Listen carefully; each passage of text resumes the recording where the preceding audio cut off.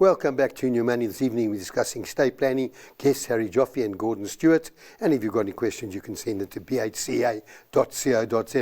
That was most unsatisfactory answers, and I'm sure a lot of people are going to say... Right to your minister. Yeah, okay. So let's just talk... Okay, so let's talk about another thing. Moving assets now, Gordon. Yeah. Where would you say that it makes sense to have a trust offshore? From a quantum perspective. Yeah. So as this is TV, I'm going to say that the amount that is put into the trust should be sufficient, or the capital should be sufficient to produce enough income to cover the cost of the trust and keep pace with inflation offshore. And I think that's always got to be the starting point. If you were looking for it in rands and cents, I would have said probably around about 30 million upwards. But it's a difficult concept to quantify, Brian, because the admin costs of an offshore trust are heavily influenced by the identity of the assets that the trust owns. I often get clients who say to me, "Oh, can you take over this trust?" Or, you know, it's a dormant trust. And then you go and have a look and you see the assets in the trust, and there's a share portfolio and there's maybe some funds, etc. Now, to the client, that is not an active trust. However, to the trustee, it's actually a very active trust, because now you've got all of the anti-money laundering requirements that kick in. You've got to do your accounting, your bookkeeping, your submissions to the different regulators. So I would generally say that 30 million rand is a good starting point.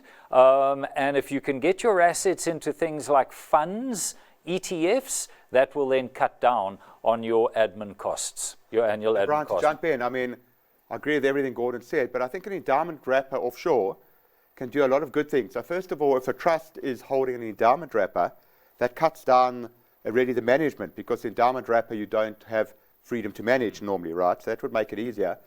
Second, if you're below 30 million offshore and you need to have some way to distribute assets to your heirs, then an endowment wrapper does the job, because you nominate a beneficiary, and then when you pass, the assets pay But a directly. beneficiary and the endowment is held in the trust. Well, you could do either. So I'm asking the next question. Now, if you can't Moving give enough assets out of the trust yes. into an endowment, what you've done now is you've created an estate for that individual. Of course. Can't have your cake and eat it, Brian. So you know what, where the endowment, where I kind of see this is that we were in the prior discussion, we were talking about this gray zone where there is no solution. Whereas if you've got the simplified small offshore estate, keep that in your own name. If you've got the very large offshore estate, 30 million odd upwards, then you use an offshore trust. And I use that figure as well, because if you look at the cost of a trust and you look at the cost of an offshore life wrapper, generally that's when they start becoming on a like for like.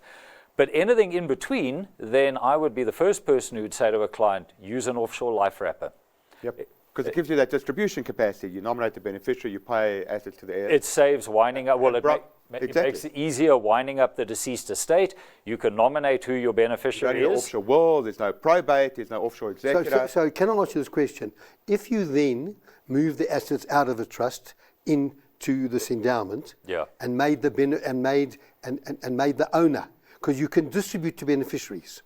The trust. Yes. Yeah. Yep. So if you distribute, an older person distributes to a child, a daughter and a son, then there would be no donations tax. No, there's no donations tax when a trust makes a distribution. Okay. Correct. But you must just be very careful, Brian, that inside that trust will be a portion which would be considered to be capital. Let's call it the tree. And when you pass that tree down to the beneficiary, that capital is tax-free when received. But there will also be capitalized gains, capitalized dividends, and capitalized income, which when distributed by the trust to the South African tax resident beneficiary will retain their identity and will be taxed accordingly. I was going to make the point, Brian, you've got to be careful where those beneficiaries are tax residents. Yeah. So if they're lucky enough to be tax resident in Mauritius, you might not have a tax issue. But as a South African tax resident or as an Aussie tax resident, there will be tax Or issues. US. Or US. I understand taxes, but from an estate duty point of view, if the trust distributes to children, then the founder or the settler won't end up having... The kids will have if they pass one day, of course. And of course, Brian, if you nominate your spouse as a beneficiary or the spouse is the heir to the estate, then of course you get the 4Q or the the rollovers offshore, and you wouldn't have estate duty on the first dying, only on the second. Yeah, and as I need to allude, please, if you're listening to our program tonight, yes, we're giving information, but remember everyone's circumstances are different, and you need to talk to a tax or estate practitioner or your financial advisor. Don't just take what we say and start making moves. Especially on this particular topic, where because we're simplifying things. I mean, you've got to look at things, for example, was it an amnesty trust? Because then that distribution, for example, from an amnesty trust down to a beneficiary, that will be a capital gains tax event in the individual who is the deemed owner of the trust for tax purposes. So, yeah, Bryan, please, this is actually very, very Another technical. example, Bryan, if you're a UK tax resident now, things have all changed, and you might find, there's a tax where there wasn't a tax. Even the spousal rollover. If one of the spouses is UK tax resident and the other isn't, you might not get the 4Q rollover. So very, very fast. That's why I'm making the point. My intention this evening is to provide this information, food for thought. For food for thought. There we go. Yeah. Okay. So let's now talk about the latest thing: people becoming tax non-resident in South Africa. Yes. I'm going to put that one first to you, and then I'm going to get your side of it, Harry. Any problems with that, becoming tax, and how do you go about it? Right. So, Bryan, let's just make the point, there's no longer financial immigration. That stopped in March 2021. You don't immigrate anymore. You only tax immigrate now. So you're either tax resident in South Africa or you're not. When you cease your tax residency, there's a process you go through with SARS, and then you pay what we call the exit tax. So all your assets in South Africa and worldwide, apart from your property in South Africa, and there's a few other exemptions, but generally all your assets are deemed to be sold, and you then pay a CGT when you exit. Because obviously once you exit, you're no longer tax resident. They can't get CGT going forward. So they have to get it when you exit South Africa. And that's the thing, Bryan, you've got to be aware of that exit tax. Harry, you said worldwide assets. Yeah. Yep. So it's a capital gains tax event. So you're a South African tax resident. You're taxed on your worldwide assets and income.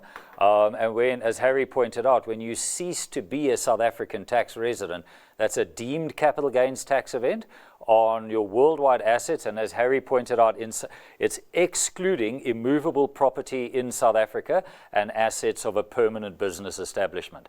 Otherwise, thereafter, you pay CGT. So sorry, Bryan, you don't pay CGT going forward then in South Africa. That's done once off. So I left 15 years ago. I'm in the UK now. I've set up a business. I've got a home in the business. I live in the UK.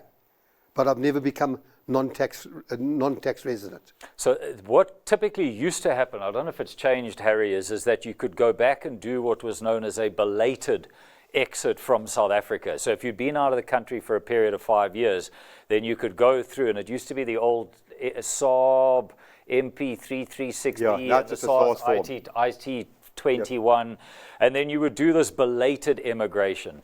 And then I think you'd pay CGT at that stage. At that stage, yeah. Okay, so that's something with. But Bryan, it's not something you do lightly. You've got to get, again, specialist tax advice, because you might have a huge tax consequence which you're not aware of and that you can't afford. Okay, and then Gordon, let's just talk about now, we've got so many people living overseas, their children are overseas, but they reside in South Africa. Yeah. And now the question is, they want to make sure that on their deaths, ultimately their children can inherit and the money can flow freely out of South Africa. So if their children, so if we're looking at it from the case of the South African, they deal with their estate planning through their will, and their children have genuinely left South Africa and are now living in the UK and the US and Australia. Let's say. Yeah, they must have tax immigrated. Okay, they now haven't tax immigrated. Yeah, but then you've got a problem. Yeah. Now you've got Bryan, a there's and then to suddenly become, to go through the process of being tax immigrated, you've got all these other issues. Well, then you've got to come back to that belated immigration. Or, Bryan, I mean, there's actually a Reserve Bank document now circulating, because ASISA are having so many issues with this, where SARB are saying, if you're still tax resident here, then it's the same as any tax resident. You've got to apply for your 1 million SDA if you've still got it, or apply for a tax clearance certificate. So the money will flow, but it will take time. And there's an admin process. You might not be tax res. You don't have a tax number anymore. You haven't done tax returns for so long. Because remember, the executor, in terms of his rules and regulations and the SARB regulations, cannot pay it directly to that individual offshore. Whereas if they've tax immigrated. If they've tax immigrated, then the executor can. So, I mean, if people are looking for suggestions from this show, is that if you've got children who've left and who don't intend coming back to South Africa, then go through the process now to make it much easier that when you do pass away, that the executor can then pay the money to you Or directly. Bryan, I'm going to unashamedly throw this in, as I always do every show. If you've got a dollar life policy, that's an offshore policy. When you die, pays anywhere in the world to a bank account, so it doesn't matter where the kids are or if they've tax immigrated. Harry, I understand that. You've got to externalise your planning. The dollar policy is a phenomenal policy for estate duty planning, because here you buy a policy, it forms part of your estate. There you buy a policy, it doesn't form part. And it pays anywhere in the world. It pays anywhere in the world. It takes away the tax immigration. So the story about your children tax emigrating does have some complications that need to be clearly understood. Particularly, they built up assets that have to do this belated. And you know what? Do it now while everyone is still alive, and because I mean, otherwise you're under pressure, exactly, and then the state gets closed or frozen. And even worse, now, for example, we actually had a situation like this where the parents are here in South Africa, the child left. Child then got married, had children overseas, and then passed away. But the will here talked about, I bequeath it to my children, and failing them to their descendants by representation. And now you've got a child who's living in another country. It starts getting really complicated. So clean up that element and you're fine. And the other thing, Bryan, which is a big issue, is living annuities. So dad is living here, he's retired, he's got a pension and a living annuity. Now he dies, and now the kids overseas want that a living annuity to pay. So many cases like that. And then, Bryan, and something else to just remember is that, I'm going to use the US as an example. So many clients think that their offshore trust is maybe the trust they've got in Mauritius or in the Channel Islands, and they've now got this child who is living in the US. And the way the US taxes distributions from foreign trusts is very punitive. So that, in fact, you could end up with the whole distribution being eroded in the form of penalties, interest, and taxes. But a lot of South Africans forget that from a US perspective, their South African trust is also considered to be an offshore trust. So you need very careful planning when dealing with a child who's now living in the US and you want to make distributions to that child. Cross-border taxes, you need teams. You need teams to go and sort that out. Well, guys, we always say when the estate planning program comes on, we should have an hour, but we've run out of time. I'm not even going to close off tonight. All I'm going to say is please understand. I'd like to firstly thank Gordon for coming in from Mauritius. Harry, guys, good luck for you to next season. But I'm just going to say, please consult an estate or tax plan practitioner. Yes, everyone's circumstances are unique and very different, but it's important to know that our program is to provide information and should not be construed as advice. Next week, we'll be dealing with short-term insurance. Thank you for watching, and good night.